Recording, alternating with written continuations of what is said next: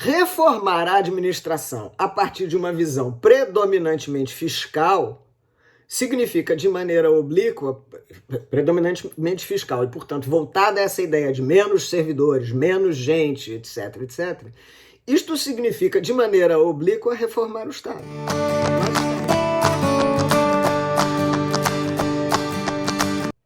Segunda dimensão sobre a qual a PEC atua, e que nós precisamos ter muita atenção, e isto se relaciona à dualidade que eu propus, né? É possível reformar a administração sem reformar o Estado. Segunda dimensão é aquela do seu desdobramento no plano dos direitos sociais. Já disse aos senhores, a Constituição afirmou que o Brasil é um Estado democrático de direito e fixou compromissos finalísticos para o Estado brasileiro que exigem forte inversão de mão de obra.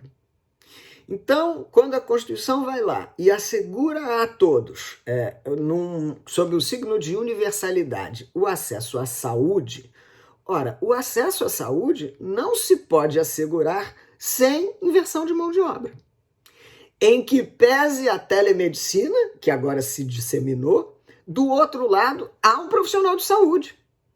Quando você se dirige ao hospital para qualquer situação, você será atendido por profissionais de saúde. Não pode ser diferente. Não pode ser diferente. Também no campo da educação, não há como ministrar, ainda que os instrumentos telemáticos permitam que a gente alcance mais pessoas, né, de uma só vez, mas ainda assim não é possível dispensar o professor. Porque até a avaliação de qual é a reação, qual é o resultado, como está o processo de aprendizado, ela não pode acontecer exclusivamente através de meios eletrônicos ou mecânicos.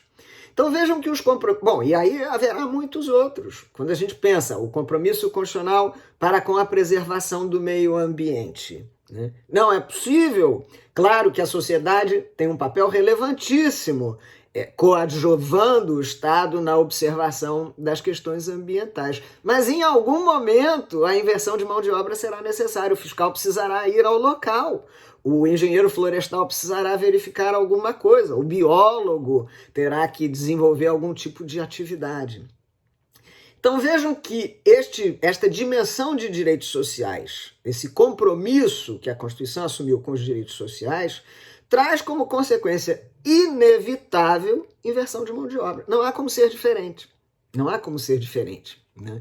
Reformar a administração a partir de uma visão predominantemente fiscal significa, de maneira oblíqua, predominantemente fiscal, e, portanto, voltada a essa ideia de menos servidores, menos gente, etc., etc., isto significa, de maneira oblíqua, reformar o Estado. Nós estaremos, de maneira oblíqua, dizendo, olha, o Estado Social de 1988 não subsistirá, quando menos da mesma maneira.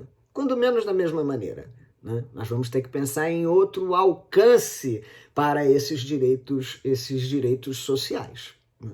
Então, há um discurso implícito, embora a iniciativa se chame reforma administrativa, ela, na essência, é uma iniciativa de reforma de Estado, né? O Estado brasileiro, que se terá como consequência da mudança proposta para a dimensão operacional da administração, não é o mesmo Estado brasileiro que nós tínhamos em 1988. Vejam, amigos, isto é uma opção política lícita. Do ponto de vista constitucional, teríamos a discussão se incide ou não incide na vedação de cláusulas, a alteração de cláusulas pétreas. Mas, do ponto de vista político, né, se a gente for pensar no processo político, em tese, podíamos até pensar em alterações desta natureza. Mas é preciso que isso seja claro. É preciso que a gente diga com franqueza. Olha só, a população brasileira, eu não estou aqui preocupado em tirar a licença especial do professor. O que eu quero mesmo é reformar o Estado brasileiro, porque eu não quero o Estado brasileiro social como em 1988. É preciso que se diga isso.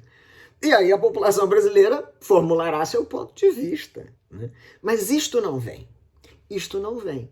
o discurso é o discurso de, olha, o município tem não sei quantos mil servidores, olha, etc, etc. E um discurso construído muito a partir de uma visão do Planalto Central, da estrutura administrativa da União, né? Então, penso que nessa segunda dualidade, esta proposta de reforma administrativa não se limita a uma reforma administrativa, ela é, na essência, uma reforma do Estado. Finalmente, só um recadinho adicional. Se você gostou desse comentário, se você acha que ele te ajuda, se você quer voltar ao canal, não esqueça de assinar, né? Tem aqui um vermelhinho escrito subscribe, né? E toca o sininho, porque assim, cada vez que eu postar alguma coisa nova aqui no canal, você vai receber uma notificação e pode acompanhar. Vai lá, assina, toca o sininho, que assim a gente continua conversando.